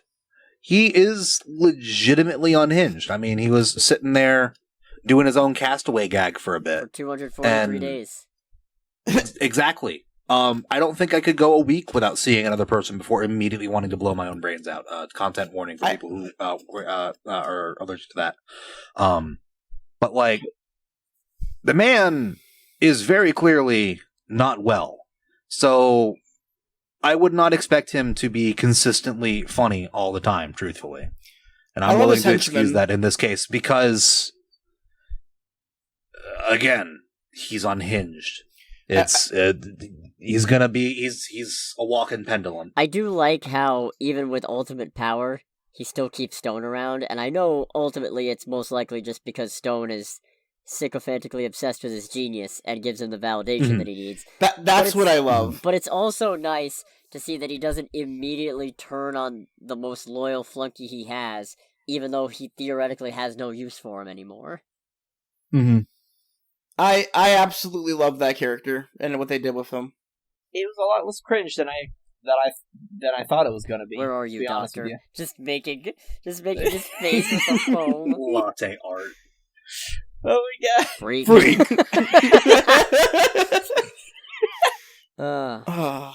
So, great movie. Do we think that his restaurant actually has an A rating and the F- is just for when he needs to close up shop, or does his restaurant actually have an F- and the A is just for the front of normalcy? Stone, look at the amount of love and care Stone put into making coffee. That man absolutely could run a restaurant by himself. Yeah. He has the dedication and the will to do so. That's also, it looks like the town actually everyone in the town seems to go there. So it is kind of weird. Wade was genuinely surprised to see it was closed. Well, they didn't really know Stone. That was where Eggman disappeared. True.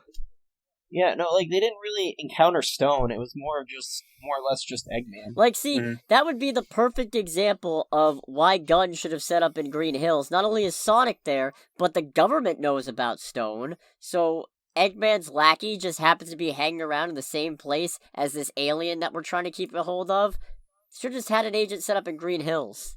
If Stone can do it. I do feel like the wedding scene could have been removed. Removed, and they could have cut 20 minutes out of the movie while probably changing it 10 minutes to some other fan service. Yeah, because when Robotnik comes out of the pod and he's just in his fucking trench coat, and then the Eggmobile thing comes down, I'm just like, bruh. There it is. It's great. You think these machines can defeat me? Wallpaper right there. I will shatter them all like the bones of... Oh, they are stairs. Knuckles was my one big concern going into this movie. I want to make it clear, I am a very large proponent of the Ugandan Knuckles meme. And while I would have liked more in relation to that, they have done a great job in bridging what Knuckles is. It is, because Knuckles is a character that has undergone many revisions throughout the history of Sonic. Sonic is always the ha-ha, funny, go fast, wisecracking snarkster. Tails is always Sonic's best buddy, but it goes between obsession and just general friendliness. And slash being he a has his snarky own things supporter in outside some of of the more Sonic. recent stuff. Yeah. Exactly. But Knuckles has been the edgy tryhard. That is he has been the Vegeta character. He has been the dumb comic relief. He has been Rick as himself. Like He's been the Vegeta, he's been the Piccolo, he's been the Yamcha. He's been the Krillin. Like he's been just about every trope there is. And I am very pleased with this incarnation of Knuckles. It's like they have. He was very well written. I'd say this is as quintessentially condensed you can make Knuckles as it gets, honestly. Right, and now we're getting a whole appreciate season to flesh it out even more. I can't wait. I'm so excited. Like, what video game franchise can say they've done a 2 out of 2 out of a major Hollywood movie? None. Well, like none. Literally none. Are we? Most video game franchises don't get 2 movies. Oh yeah, we. I know because you said Hollywood, right? Yeah. Okay, yeah, that rules out early Pokemon. So, but regardless, early Pokemon were made by Japanese. Yeah, that's studios, why I and they said have a that better rules track. them out. Yeah, that's why it rules it out. Yeah, well, Japanese studios typically have I'm talking about like the live action. Yes, I know. adaptations. That's why I said those don't count. Yeah. Plus, Japanese studios tend to have more respect for their properties. Detective Pikachu was We aight, get a Pikmin but we're not movie? getting Detective Pikachu 2, so...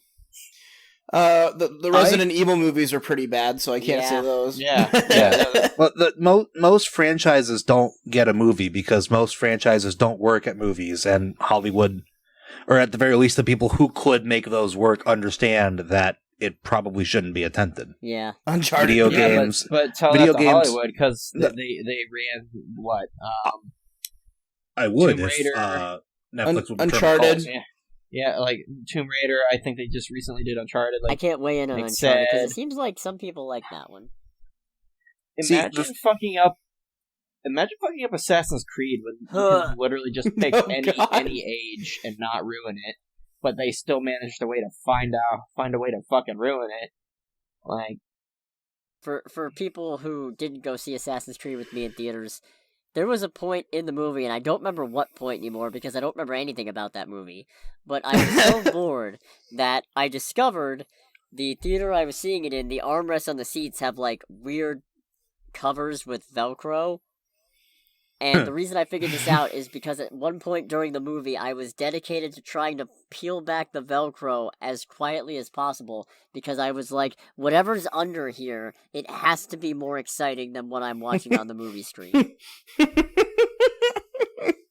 The thing that sticks out, or the thing that I think is the reason a lot of Hollywood writers and directors don't get video games right, is because they try to bridge the gap between what is existing and what has been shown in the video game. They take the characters and they try to put their own mark on the character because everyone wants to be like, yes, this was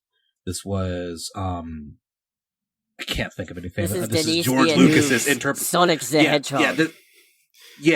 This is my version of the character, and that's not what fans of the games and the stories that we know and love want. And that's what I'm worried about the Mario movies for. I already have no hope because of the casting. We get this now with, I hate to bring up the Halo show again, but because like most video game characters don't have a lot of personality because you're supposed to put your own personality on the character. Yeah. Right. They exist as basically just avatars, vessels for us to inhabit and experience this world in. So when you take these characters who, in some cases, like Halo or Destiny or Sonic the Hedgehog, have existing canon outside of games to say explicitly, this is how this happened, this is what happens, this is who this character is. But for a character that doesn't have those things... Like John. I from Super Monkey Ball. For Super Monkey Ball, exactly. They make a character do something, and a million fans get up, point at the screen, and shout, that's not how that works. That's not how Bumgo Strumgus would do this. This is a terrible thing. Bongo Strumkus. I don't know, man. I'm just trying to think of the Smash fan polls. Oh, boy. Scrimbo Bimbo. Scrimblow Bimblow, thank you. God forbid they make I I disagree with that, because characters like Sonic, Tails, and Knuckles do have personalities that are Right. not based on the character. Well, not based on the player. Right. Like, John Halo, I can understand. I was about to because, get to that. Oh, sorry. The thing, when you have these characters that have this pre-existing lore, it becomes something. It gives you a foundation to base the character off of, which is again where Hollywood, I think, tends to ignore in favor of putting their own spin on the character, as if it was because it's their project, right? They have the right to do so, obviously, and everything needs to be gimmicky and fun and have like its own thing to set it apart from what it was. When 9 times out of 10, characters who are a fan of this game series are a fan of this game series, not the twist that director wants to put on it. When I say I want a Halo TV show, I'm not really super interested in diving deep into the lore of John 117 and who he is and what makes him tick. I want to watch him punch Covenant in the face. When I say I want a Doom movie, I don't want 8 generic G.I. Joes walking around shooting at a single demon. I want to watch, frankly, things that I should not be watching. I want to see the characters I know and love brought to life in a faithful fashion. I think the only Hollywood movie adaptation of an existing fictional media that has done this right is Alita Battle Angel. I think that is the most faithful representation of what people, or at least what I think of when I think media adaptation Hollywood production. Huh. And the fact that Sonic the Hedgehog has also gotten this gives me a little bit of hope for other potential franchises getting their taste of Hollywood to come. I think it helps that in Sonic's case, there isn't really a gold standard, but there's a metric fuck ton of adaptations. Mm-hmm. Sonic is basically, he's the video game equivalent of Mickey Mouse almost, because you look at Mario. Mario's, the most popular video game character of all time, but there's only... once the video games pulled ahead, that was it. There was the Super Mario Bros. Super Show, of course, there was the live-action movie with Bob Hoskins and John Leguizamo, but those were never taken as legitimately standing on the same pedestal as the games. But Sonic, there's been comics, there's been TV shows, there's been an OVA, there was the games, which are spiraling constantly in a cycle of rebirth and mediocrity, so they're not necessarily seen as this is the ultimate true canon of Sonic, because a lot of them are kind of terrible when you look at it. So that gives a lot of freedom for an adaptation to say, here's the bullet points, here's the things that we need, but we're also free to break out a little bit from that, because there isn't necessarily one concrete identity to this character.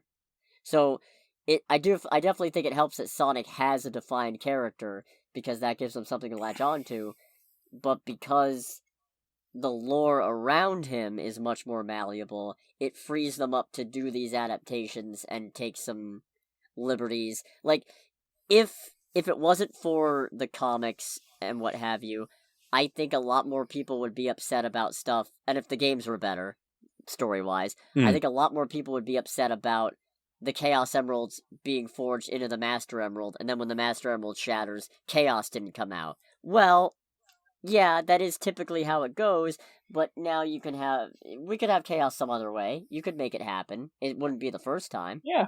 So I think that really does play to Sonic's favor, that he has all these varying continuities, and none of them necessarily stand that far below the games, because the games themselves, hit or miss. I also think it's great that, it seems like the next generation of creators, whether it be for like TV, movies, in general, mostly movies, a lot of directors are getting inspired from gaming. And a lot of them are showing their roots and going into these movies, they have a lot more attachment to them. So to me, I think that it's going to be less taboo going forward to have these big game movies, especially since gaming is a major economy that, like, it's such a major part of entertainment now that you really can't ignore it. I mean, you got to think how many people in the movie industry, especially writers, producers, directors, are now, I hesitate to say young adults because we're not young anymore, but adults who grew up with these things. They're turning 29, 30, 33, 35. That puts you smackly in the early 1990s growing up when we started getting GoldenEye, Halo, Call of Duty. The foundation of the modern video game industry. And they grew up with these things. So now, instead of video game adaptation movies being written, directed, and produced by people who were already grown and can't tell the difference between a SNES and a friggin' Genesis Mega Drive. Yeah, exactly. Can't tell the difference between a Nintendo and a Nintendo. Only making the games because their kid wanted a Halo movie. Or because they're contractually obligated, and if they make this for whatever studio they're working for, they'll get to make some passion project they actually give a shit about. Exactly. Now we have a generation of people. They are the passion project. That now the games are the passion project, and it's something that will be spearheaded by people who want to make money, absolutely, because they want to make more of them. But money is the secondary to making what is essentially all of our dreams. We all want to see, maybe not all, but I would love to see like a good Mass Effect movie. That would be excellent. Maybe not about Shepard, but something in the universe. It's such a fantastic sci-fi universe that I would love to see expanded on. Best of luck. Yeah, I know, right? But things like Halo, because it's at the forefront of my mind, but we have so many. Give us like a Dragon Age? Dragon Age would be a good movie. What was that Yo, one, Jeff? Jack and Daxter. Yo, oh god, I would love that. Ratchet and Clank was okay. The adaptation of Ratchet and Clank was okay. What was the one you said, Jeff? Gears of War. Gears of War is an excellent. absolutely fantastic universe for... I would also kill for a 40K movie. Ooh. Maybe not that one. It'll be a minute on that one. But there are so many universes out there that would make fantastic cinema. And it's just... It will just have to wait until the right people who grew up with it have the opportunity. I mean, we're now at the point where, for another example of people growing up with these nerdier interests, we're now at a point where people are in the industry who have likely grown up watching the Spider-Man movies, like the Tobey Maguire ones. Yes. So, for them, it's like, yes, this is the gold standard of proving that these things actually have value beyond just appealing to a bunch of sweaty basement nerds. Imagine going to film school and having to write a paper on, like, the turning point of nerd cinema and having, like, Tobey Maguire's Spider-Man be considered, like, classroom material for you. So wild to me. We've grown up in a generation, like, before it was, like, a bad thing to be into these kind of things. You know, it was, like, an outsider thing to be. Horrendously. You were bullied horrendously for liking comic books, playing video games, playing Dungeons and Dragons in your basement on Saturday nights. Through the halls. I wish I had a basement. But like now, like I mean, tabletop role playing is like the biggest it's ever been, and it's only getting bigger with like the exposure it's getting. I mean, we're getting a Dungeons and Dragons Netflix show. Critical Role has its own TV show. Yeah, That's it's insane. And it's good. And like we've got Marvel. It used to be if you're a comic book geek, you read comic books. Now Marvel's become very normal. It's become very much like comic book movies have become a thing that almost everybody who watches movies goes to. I mean, now kids get bullied for not reading comic books. I don't know about that one, Chief. But how the turntables. I certainly wouldn't advocate that. Oh, absolutely not. No. Please do not. Bullying bad. Yeah. But you don't be a gatekeeper unless it's towards the Sonic movie. But you know what I'm saying? Like like the whole idea of, and I hate it. I hate the idea of the term nerd being profitable now because See. I wouldn't say nerd. I would say geek because nerds are like smart people, and not everybody who likes stuff like this is smart. Like, oh boy! Wow. Okay, throw more shit that he has to cut. Wow. I think we should end the podcast before we say anything else problematic. Since No, we're we still have to since Moon we're Knight. cutting Oh things, shit!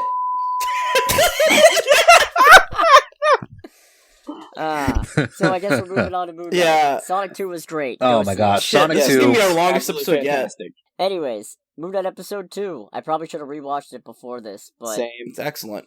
oh well. I watched it half asleep, but Yeah, it's Good. it's quite good. I like how things are progressing. I did not expect to be where we are at the end of episode 2 at the end of episode 2, but I'm quite pleased by it. I'm just. can I just Mhm. can I just say how fucking happy I am that I can finally watch Oscar Isaac in something and Reach. fucking actually love it. Because I like everything I've seen because Oscar Isaac is a phenomenal actor and he deserves enormous credit for the stuff he's been put through. But like the stuff like back in the day when we did the movie nights with Christian, like Annihilation is a pretentious movie that I fucking can't stand. I like that movie. I think it's Deus Ex. Is it the one where he bangs the robot? Right, that's like Deus Ex. Deus Ex Machina. Yeah, like that wasn't a good movie. It's just Ex Machina. Oh, it's just Yeah, Ex like, Machina? Sorry. It was very unenjoyable for someone like me. He did what he could with Poe, but the sequels were doomed from the get And the go. less said about Apocalypse, the better. Yeah, but like I'm so happy I can actually watch Oscar Isaac in something and thoroughly enjoy it. And this is coming from a guy who is like not big into Marvel post Endgame. So I'm just so fucking happy I can enjoy something with Oscar Isaac in it thoroughly. Well, we've got like 4 more episodes, so we got a lot more more of it to watch, and I don't know. I really, really like his performance in this show. He's just, I mean, He's fantastic. He's just fucking fantastic. Not a lot of roles give you the opportunity to flex not 1, not 2, but potentially 3 different acting styles. And it's very nice to see that Oscar can absolutely nail all 3 of them. 2 so far, but 3 is heavily hinted. Yeah. So I was on the fence when I first heard that Oscar Isaac was being cast as Moon Knight because, like Jeff said, he does not have he has a great track record for doing what he can with the roles he's given. He's doing his best. Doing his best has been his tagline for a minute, it feels like.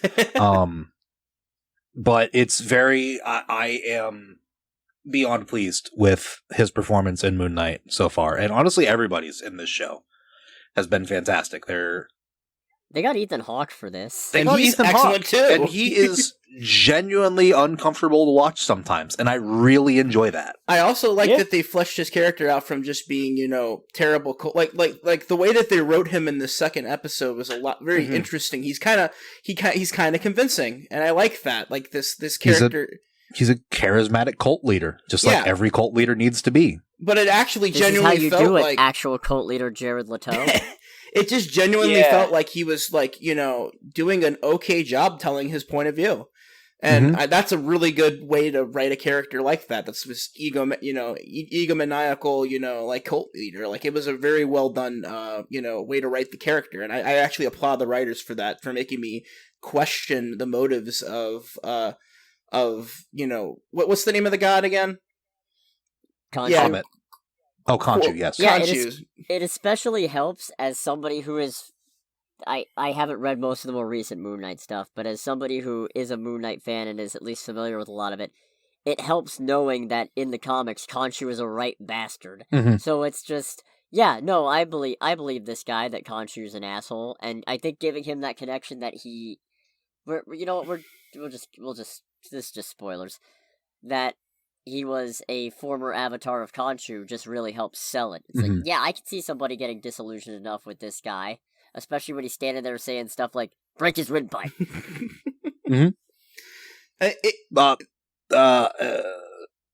Khonshu's voice actor, by the way, I think it's F. Jared Abraham or something like that. F. Murray Abraham. F. Murray Abraham. Thank you. Phenomenal job. Yeah. Yeah, I never Like- had a voice associated with Khonshu reading the comics. But now that I have heard his voice, I went back and I reread all 10 issues of the most recent run, and I cannot picture anyone else but him. It's amazing. So, do we still... Do we think... I shouldn't say still, but do we think that they're still gonna pull yet another fake out? Like, do we think that they're gonna try to make us question if this is all actually real still? Absolutely not. I don't know enough about the character, in all honesty. I'm with Jeff on this. I only know that you can have him in a team in Ultimate Alliance. Yeah, the thing with Moon Knight is, especially the earlier stuff, a lot of it played up the maybe he's actually empowered by Khonshu, or maybe he's crazy. And it feels like they've resolved that very quickly in this show so far, because Layla seems to confirm, at the very least, that the Jackal monsters are real. But I don't know. I feel like maybe somehow they'll pull a nope, we're gonna, like, episode 4 or 3, 3, 4, or 5. I feel like they're gonna pull the rug out from under us and make us think, nope, he's just nuts. He has been all along. He's just been beating up regular guys. See, historically, Moon Knight is crazy. That is not a debate. He is legitimately should be in a cell for his protection and for the protection of others. However, this shit is still happening. He is crazy. He does have DID. There is a lot of mental illness going on here. His grasp on sanity wavers by the day. But he is still punching jackals in the face. There is too much coincidence here. There's too much destruction evident between the loos and the random cars on the side of the road and, like, all the other things for it to just be in his head the entire time. Oh, no, I'm sure it's real. I just wonder if the show is going to try to pull a wink wink. Nope, he's bonkers, that's it. There is no Khonshu. I feel like that would be immensely disrespectful to the character, and I would greatly disappreciate if they did that. Yeah. I hope they don't. Yeah. I could see him doing it. It's a fear I have, but I think, given from what I've seen in the 2 episodes we've seen so far, I think they're in tune enough with what the character is and what the character does that they have the respect for the character to not even bother with that. Oh, yeah. I think Moon Knight is stuff like Moon Knight is how, at least for people like me, who don't think they can really pull off another, like, big conglomerate event like Endgame and Infinity War, where you can still enjoy what Marvel's putting out, because, like, it just goes into these little singular stories that are extended because they're miniseries. Like, I'm actually excited for what's going to happen next, rather than, oh, all these other people are going to fight. What is it, Krang now or something? Or Kang? It's Kang. Yeah, and it's like I'm more invested in this guy who just punches people while being psycho, rather than them building up the next big bad in their cinematic universe. So I'm glad that there can be content for multiple different types of outlooks into the MCU, if that makes sense. No, yeah, that makes perfect absolutely. sense. I would like to say, doubling back a little bit to the is Moon Knight crazy, I would like to see them introduce Moon Knight's therapist from the comics, because I feel like that would be a very interesting way to what's the word? Exposition a little bit about Moon Knight and Khonshu and what he does, instead of just Oscar Isaac talking to himself in the mirror. Don't get me wrong, I love that, but if we're still doing that in 5 or 6 episodes, that's gonna, I feel like the gag might be a little bit overstayed, in my opinion. But then again, I don't write Marvel shows, so what do I know? I don't think it's necessarily a gag. I think it's just more of a filming technique. Fair. I think it's just a way to show the audience his inner conflict and inner dialogue with himself. Yeah, that makes sense. Sounds about right. Also, for a miniseries, the effects are absolutely fucking phenomenal. Yeah, they're great. Yeah. Marvel is. I actually think he's wearing a goddamn suit, not just like some CGI stuff. Marvel is absolutely operating with the Disney bucks, and it is beginning to show. Well, because even some of the more recent stuff hasn't been the best in terms of effects. I even think Moon Knight Khonshu has looks just pretty fucking well. Hit it. He looks pretty good. Khonshu is Khonshu fantastic. is just The Just the jackals suit-up scene. have been fantastic. Like all the Like- effects in, like, and some of the filming techniques they use to get Oscar's reflection in places, and like even if it is CGI, it's believable. Like Yeah. I appreciate the level of cinematography that's going into this production. Like when Mark takes over Steven. That's their names, right? Yeah. When Mark takes over Steven right outside the bus, and then you just see the visual change in the suit. Man, that was visual ecstasy. I'm not gonna lie to you. Also, So- That was some the good stuff. immediate change in his stature and the way Mark is That's carrying visual himself ecstasy. as like Yeah. it's beautiful. Like Oscar Isaac is a fantastic actor, and And I'm just while there so are- happy I can enjoy him. I've seen him in a couple of other smaller films that I've enjoyed. He actually does have chops on him. He's a really good actor. I definitely agree with that. And he's knocking it out of the park. This role is made for him, it seems. So It's like he has his niche that he likes. It's not my niche. So I have this more. you have an outsider's It's like point of best view. example. The best example I can give is Annihilation, because I cannot fucking stand that movie. Like Oscar Isaac was the only compelling thing about that movie. I think I give that movie more credit than I probably should just because of how fucking terrifying that goddamn skull-faced demon bear is. But, I don't know. But I see your point, definitely. It's very hard to parse. Because, case in point, even if I like that movie, which I'm still not sure I do, I sure as fuck won't pretend to understand it. And I'm cool. That's his thing. He likes working in big brain movies. I'm smooth brain. I'm just being honest. Yeah. I just can't do it, and it's just nice that I can appreciate him in something a smooth brain like me can get behind. Mm-hmm. well, So, Chase, as the other closest thing to a Moon Knight fan, Oh boy. what's your take on the Mr. Knight adaptation we got here? So, historically, as I understand it, Mr. Knight he is his own personality. He is the personality that Mark or whoever takes when he is trying to be outwardly friendly. He's still carrying the duty of the Avatar of Khonshu, the Fist of Khonshu, And his beat sticks. but he's polite. He is friendly. He is the face you come to when you need help, not the one that you run from down the alley. There have been a number of times in the comics where he straight up approaches police as Mr. Knight. And they go, "Whoa, hey, Chief, isn't that Moon Knight? Shouldn't we take him in for vigilante activity?" No, son, you got it all wrong. That's Mr. Knight. He's a completely separate character. He's a completely separate person. Trust me, if that was Moon Knight, we'd have to bring him in. No, don't worry about it. But that's Mr. Knight. He's different. This is simply concerned citizen, Mr. Knight. Yeah, and in the most recent run, he's the guy that runs the Midnight Mission and all that other stuff. So it is a visually and spiritually distinct character from Moon Knight, and I like that.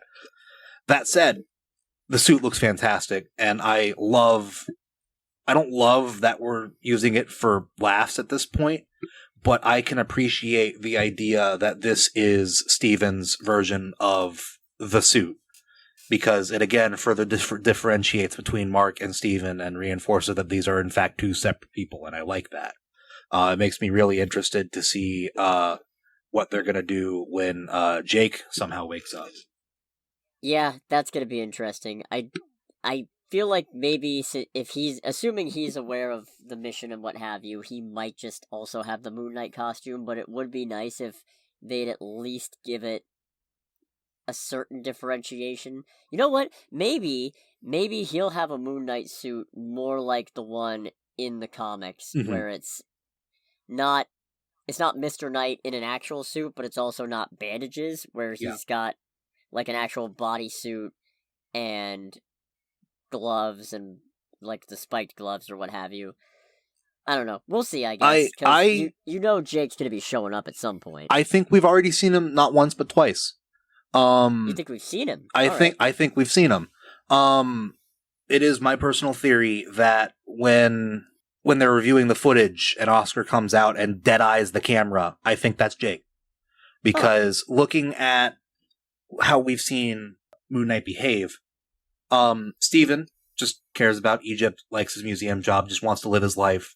Mark, very Khonshu focused, very much about the duty and all the Avatar stuff. I think Jake's just out here trying to live his best life. That's why he's asking out random women, because we know Steven didn't do it, and we know Mark wouldn't do it because he's married and he's all focused about the mission. I don't think it's that we don't know Mark did it, it's more that it seems more likely, knowing that Jake Lockley exists in the comics, that it was Jake. But you could make the argument that maybe it was Mark just trying to keep Steven appeased, so that way he wouldn't go digging and wouldn't screw up the mission. But I do think it's more likely that it was Jake.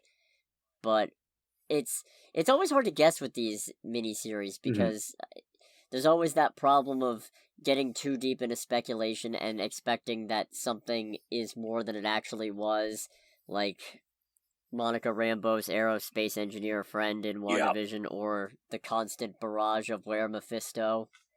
But I don't know, it feels like in this series in particular,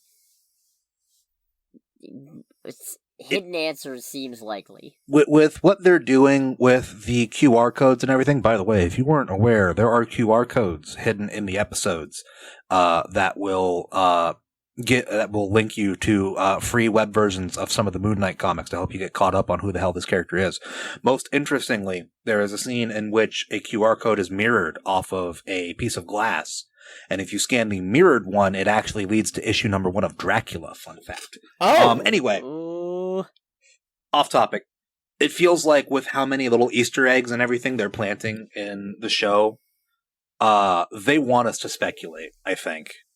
And I appreciate that. I like being able to sit here and theory craft and wonder exactly which direction they're going to take it, instead of knowing the answers ahead of time.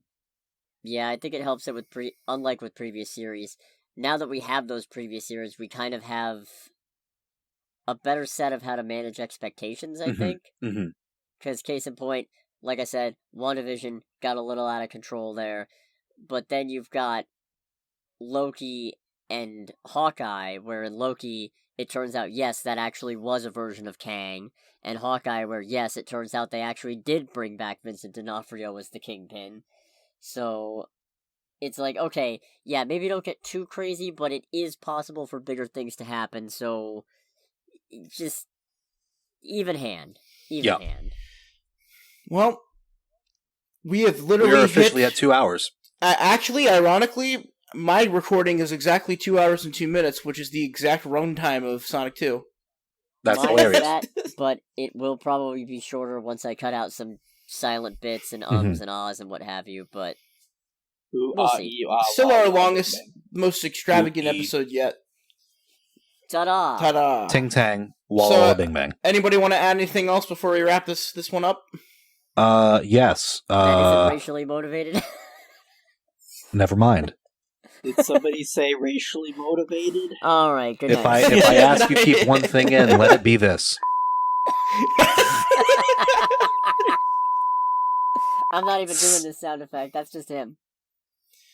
Oh, okay. Well, I'm Nick, aka Agent Duckman. That's Scarlet Troll, aka Cody, and then we have Shrimp and Rexy. Shrimp. Yeah, and this has been another episode of Under the Bridge, and some things which we'll figure out later. Yeah, thanks for listening, everybody, and spay and neuter your pets. We have to watch Fantastic Beasts next week. Do we have to watch Fantastic Beasts? We have to watch Fantastic Beasts. I don't want to watch that movie. I'm already confused enough as it is. It's just going to be me screaming for an hour and a half about why does this exist. Remember, children, whenever you pick up a pair of tongs out the drawer, you must click them twice to ensure they work. Everyone have a good night. Yep. Good night, everybody. Good night, everybody.